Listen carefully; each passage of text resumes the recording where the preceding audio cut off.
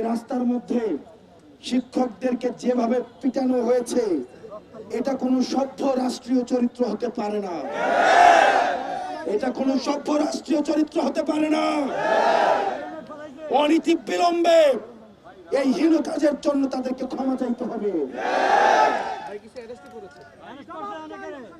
আর যাদেরকে আপনারা গ্রেফতার করেছেন, তাদেরকে সূর্য ডুবার আগে তাদেরকে ছেড়ে দিতে হবে। প্রিয় শিক্ষক সমাজ, আপনারা আমাদেরকে তৈরি করেছেন, ক্লাসে পড়িয়েছেন।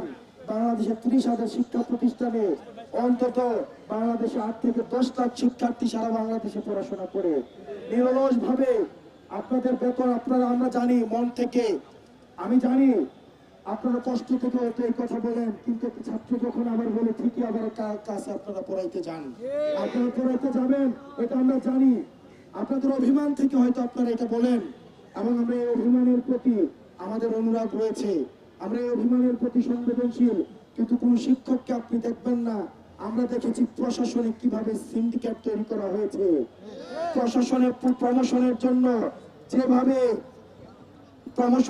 প্রশাসনে আমরা দেখেছি সরকারের সময়ে যেভাবে সিন্ডিকেট করে প্রমোশন করা হয়েছে। আমরা কখনোই এই শিক্ষকদেরকে গলা চেপে ধরতে দেখি না এই রাষ্ট্রের। আমরা তাদের এই অ্যাক্টিভিটির প্রতি আমরা সম্মান জানাইয়া রাষ্ট্রের কাছে আমরা অনুরোধ করতে চাই, আপনারা দ্রুততম সময়ের মধ্যে বাড়ি ভাড়া 20% করতে অবশ্যই হবে।